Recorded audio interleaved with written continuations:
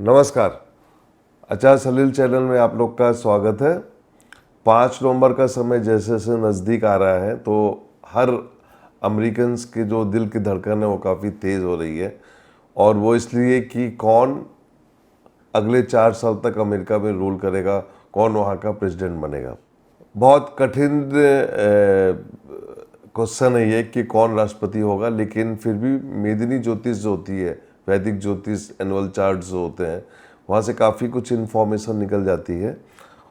और मेरी पहले भी कई प्रेडिक्शंस सही हुई हैं, कुछ में एक प्रेडिक्शंस मेरी गलत भी हुई थी और बाद में मैंने उसको करेक्ट भी किया था। तो हम पहले चार्ट लेते हैं ट्रम्प का, और ट्रम्प की कुंडली में ट्रम्प बने थे राष्ट्रपति पहली बार 2016 में, और उस समय जो उनकी कुंडली में जो रिजल्ट था वो नीच भंग राज्यों का मिला था और वो राष्ट्रपति बने थे। बाद उन्होंने मिसेस क्लिंटन को हराया था, और इसके बाद जब दोबारा चुनाव के लिए वो आए तो वो चुनाव हार गए थे, और उस समय बाइडेन ने उनको चुनाव हराया था। तो अमेरिका का चुनाव भी लगभग कुछ उसमें साउथ एशिया का असर हो गया है। भारत का भी उसमें बहुत कुछ असर है। चुनाव जीतने के लिए कितने हथकंडे अपनाए जाते हैं, हर जगह वही है। और आजकल जो एआई के आने के बाद जो है ना, एस्ट्रोलॉजर्स को प्रेडिक्ट करने में बड़ी मुश्किल होती है, क्योंकि सब कुछ जो है ना वो कृत्रिम हो गया है, आर्टिफिशियल हो गया है। तो लेकिन फिर भी एस्ट्रोलॉजी अपनी जगह एक्यूरेट रिजल्ट देती है। तो ट्रम्प की कुंडली 2016 में वो राष्ट्रपति बने और उन्होंने हिलरी क्लिंटन को हराया, और वो जो विक्ट्री थी वो भी बड़ी कंट्रोवर्शियल विक्ट्री थी, लेकिन वो जीते। दोबारा वो हारे। दोबारा जब वो हारे तो वो भी एक कंट्रोवर्शियल हार थी, जबकि वो क्लीन विक्ट्री की तरफ जा रहे थे, और वहाँ पे बहुत सी चीज़ें आई निकल के जिसका कभी कोई एक कहते हैं ना कि एक पॉजिटिव आंसर कोई नहीं दे पाता। चुनाव जैसे ख़त्म होते हैं आदमी अपनी राज्य सत्ता में बिजी हो जाता है, उसके सुख भोगने लगता है, इतनी जिम्मेदारियां आ जाती हैं कि फिर वो 4 साल कट जाते हैं। तो वहाँ पे बाइडेन कैसे जीते उसको लेके कभी कोई इंक्वायरी नहीं हुई, और ना कुछ डिटेल में हम लोग को पता भी चला। 2024 अब बाइडेन हट चुके हैं क्योंकि उनकी उम्र का सवाल है, लेकिन यहाँ पे कमला हैरिस जो है ये यंग है, 60 ईयर ओल्ड है, और 20 अक्टूबर को उनका जन्मदिन भी है। मैं उनको जन्मदिन की मुबारकबाद देखता हूँ, क्योंकि 2 दिन बाद ही उनका जन्मदिन है। जन्मदिन का चार्ट उनका बहुत अच्छा है, बहुत स्ट्रॉन्ग चार्ट है। ट्रम्प और कमला हैरिस दोनों का जन्म जो हुआ है वो पूर्णिमा के दिन हुआ है, लेकिन ट्रम्प की कुंडली में पूर्णिमा में ग्रहण लगा हुआ है, और जब हम कमला की कुंडली को देखते हैं तो कमला की कुंडली में पूर्णिमा में ग्रहण नहीं है। और शनि का गोचर जो है कमला की कुंडली में बहुत स्ट्रांग है। कोई दो राय नहीं है कि यदि हम लग्न कुंडली, नवांश कुंडली और एनुअल चार्ट को कंसीडर करें तो मेरे से कोई पूछेगा कि इसमें से कौन बन रहा है, तो मैं बोलूँगा कि कोई दो राय नहीं है कि कमला हैरिस राष्ट्रपति बनने जा रही हैं, अमेरिका की पहली फीमेल राष्ट्रपति। लेकिन यहाँ पे एक लकूना है। ट्रम्प की कुंडली भले लग्न कुंडली में स्ट्रांग नहीं है, क्योंकि लग्न कुंडली में ट्रम्प का जो पीरियड चल रहा है वो जुपिटर की महादशा में वीनस का अंतर, जुपिटर की महादशा में जब शनि का अंतर था तो ट्रम्प जो थे वो चुनाव हार गए थे राष्ट्रपति का, दोबारा जब लड़े थे वो।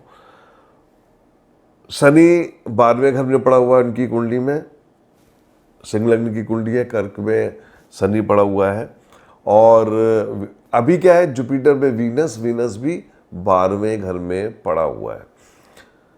यदि हम एनुअल चार्ट को देखें, क्योंकि 14 जून का इनका जन्म, एनुअल चार्ट ऑलरेडी इनका बन चुका है और काफ़ी टाइम हो गया, 5-6 महीने हो गए।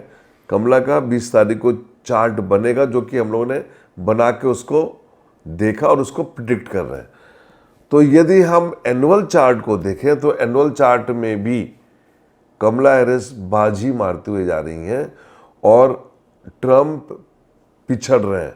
यदि हम परसेंटेज में देखें तो यहाँ परसेंटेज में 80% जो विक्ट्री है क्लियर कट कमला हैरिस की है, और 20% में टक्कर देने की कोशिश कर रहे हैं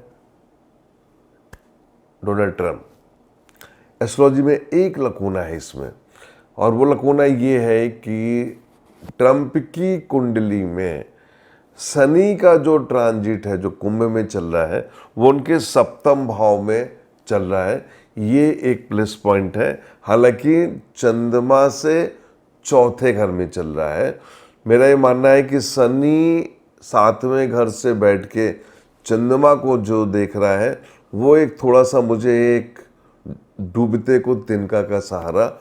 और जब हम दशमांश चार्ट में जाके देखते हैं तो वहाँ पे ट्रंप की कुंडली में जो शनि का गोचर है वो स्ट्रांग है, और यहीं पे चूक रही है आपकी कमला हैरिस।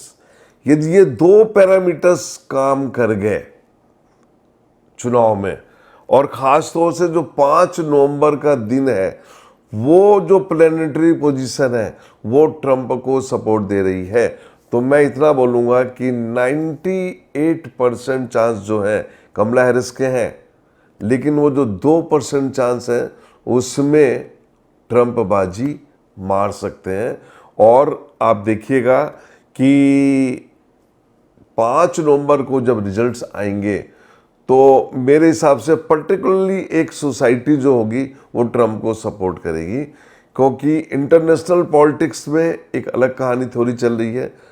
मैं सोशल मीडिया से काफ़ी दूर रहता हूँ, क्योंकि ट्विटर की कहानी कुछ अलग होती है और यूट्यूब में कुछ और कहानी रहती है। लेकिन एज अ एस्ट्रोलॉजर मैं यदि कहूँ तो मैं उस 2% में अपने आप को फोकस किया हुआ हूँ कि क्या वो 2% ट्रंप को दोबारा राष्ट्रपति बना देंगी। उस 2% में मेरा कैरियर और मेरा खुद का भी एक्सपीरियंस जो है वहाँ पे टिका हुआ है। और मैं इसलिए जोर दे रहा हूँ क्योंकि अभी भारत में चुनाव हुए, किसी भी हालत में बीजेपी की सरकार नहीं आ रही थी, लेकिन वो ऐसा ही 1-2% का जो फार्मूला था वो बीजेपी को 240 तक ले गया भारत में। तो यदि मैं उसी पैरामीटर्स को यूएस में लगा दूं तो मेरे हिसाब से कहीं ना कहीं ट्रंप जो है लास्ट मोमेंट में, वो कहते हैं ना साम दाम दंडभेद, वहाँ पे एक कहानी निकल के आ सकती है। हालांकि चांसेस जो है 98% चांसेस कमला हैरिस के हैं, पर वो जो 2% चांसेस है थोड़ा सा फेवरेबल कंडीशन इन लग्न चार्ट और थोड़ा सा दशमांश कुंडली में जो एक सपोर्ट है, और 5 नवंबर का जो दिन है जो थोड़ा सा उनको सपोर्ट कर रहा है। यदि इन 3 चीज़ों को मर्ज करते हैं तो ट्रंप उस 2% को लेके दोबारा राष्ट्रपति बन सकते हैं। हालांकि दुनिया और सभी लोग कह रहे हैं कि कमला हैरिस का, लेकिन मैं इस 2% में स्टेट करूंगा। मेरे हिसाब से ट्रंप लास्ट में बाजी मार सकते हैं। नमस्कार।